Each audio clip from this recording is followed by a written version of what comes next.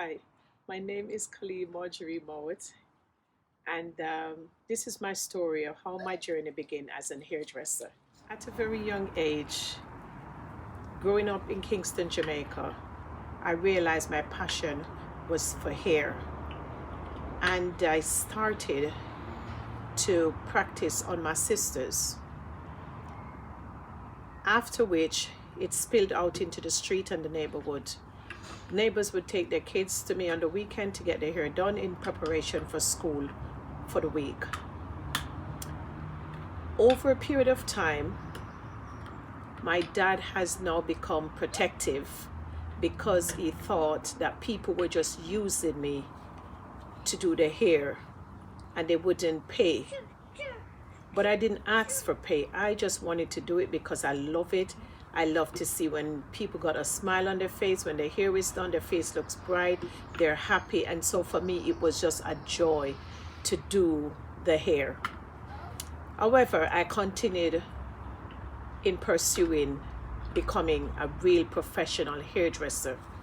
I went to Holy Trinity High, at the time Holy Trinity Secondary, and in grade 9 going into grade 10 you had to choose a vocational skill. However, there were limited space to go into hairdressing, cosmetology at the time, because it was only a small classroom. When I got my turn to choose, it was already filled, and so I had to go into childcare, which I had no passion for, no care for. So I wasn't learning anything because I was not interested. They then put me into accounts where my dad wanted me to be, because he's always said, why don't you do accounts? I said, I don't like that. Again, went into account. I gained nothing because I wasn't doing any work because I was simply not interested. However, divine intervention, after about 3 months, one day I went for lunch, and whilst at the canteen in the line, another student was saying that she's in beauty culture and she hates. So when I heard her said that she hated beauty culture, that was my opportunity. So I then proceeded to ask her if she wanted to swap places, and she said yes. So we came out the line, went to the teachers and told them that we were changing places. And so I finally got my place where I wanted to be in beauty culture. And that's where I started in 1980. I started beauty culture at Holy Trinity Secondary, now Holy Trinity High. Did 2 years in beauty culture, which I was always top. When we do exams, I'm always top. Graduated 1982, then pursued my cosmetic career at Leon School of Beauty Culture, to which I furthered my education, did an 18 months course, graduated. Now, when you graduate from Leon's, back in those days, they placed the first top 10 students in jobs. And so I was in the top 10. In fact, out of 130 graduates, I was second, beaten to the line by my friend who I did help. So it was kind of always a running joke between us. But nevertheless, she's still my friend today, Jackie. And so they placed me in a job. My first placement, it was like a lady set up a salon in her house. And so after the first 2 days, I thought, this is not for me. I want to be out where I'm gaining more experience.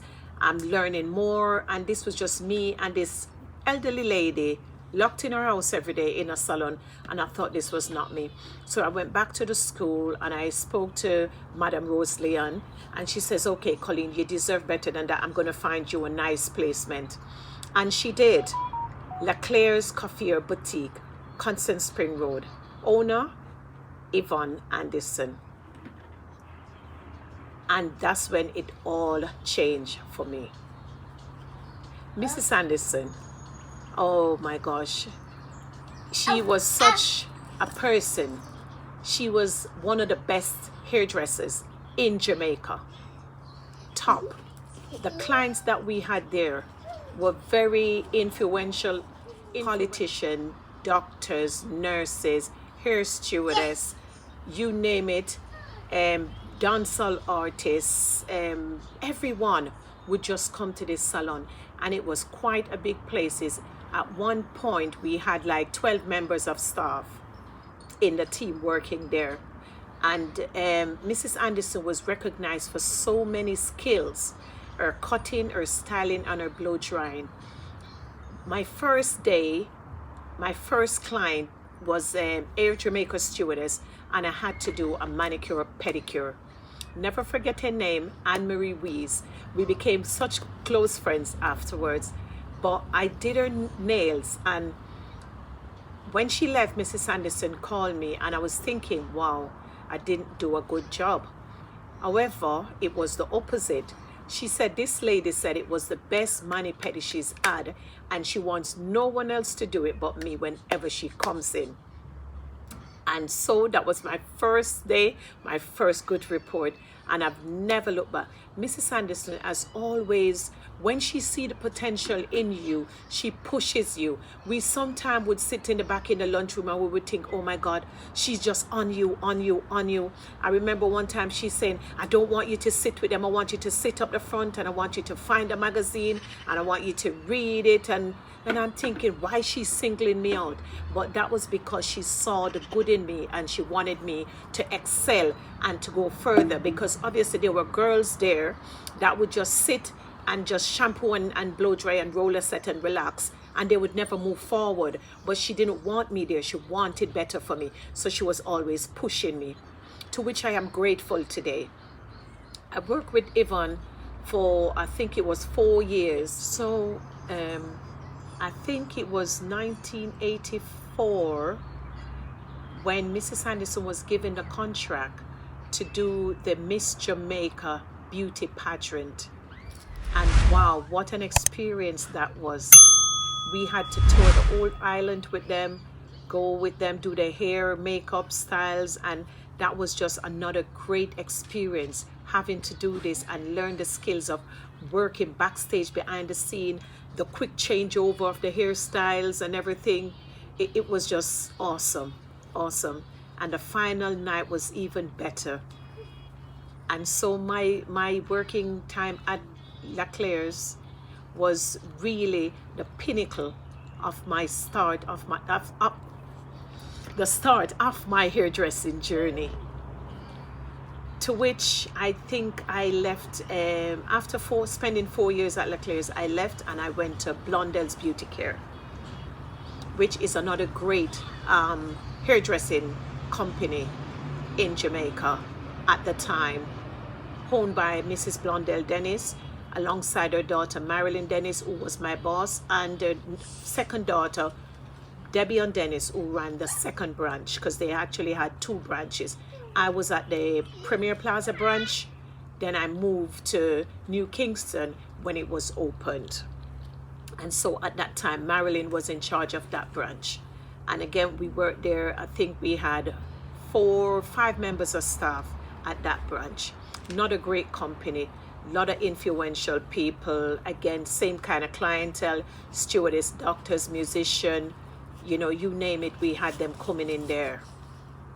First, when I went to Blondell's to apply for this job, they asked me to take somebody in to, you know, just to do an interview and to see what I could do and stuff like that.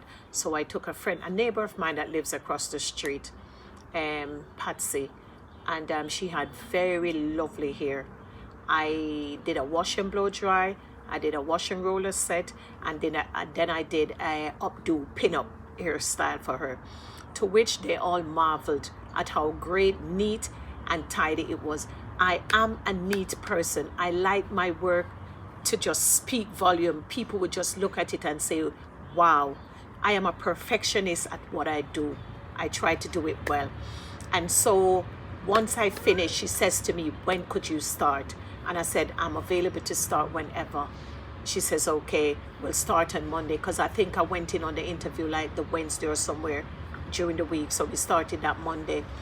And again, while at Blondell's working, I've met some very interesting people.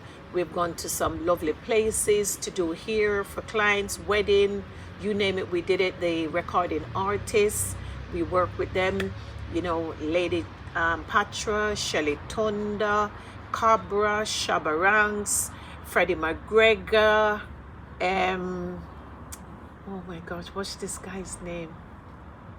Just so many people. Dougie Fresh, I remember doing Dougie's Fresh nails. Oh my gosh, I couldn't actually believe I was doing his nails, Dougie Fresh. We just did so many, Papa San, you name it, they all came to Blondell's. They all came to Blondell's, not to mention the doctors. I remember we had this judge, oh my gosh, she was something else, but she loved me. But everybody was so afraid of her, but she was a lovely lady. And so I had a really good, enjoyable time working at Blondell's with the staff, with my boss. She was a lovely lady. We just had so much good times together. And again, I learned a lot more into hairdressing and even business skills and how to go for it, because I was one of, I'm not just saying this for myself, but I was one of their best staff, and so they would treat me really differently and special to the others because of I was very punctual, I was loyal, and I was committed to my job. I would always be at work on time, and I would never leave until everyone is finished. I am loyal, I am committed, and I love my job. I love to make people happy.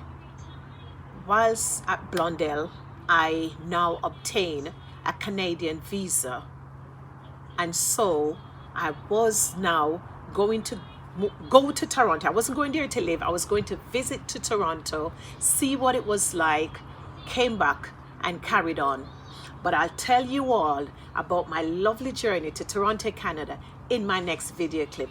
Stay tuned. Bye.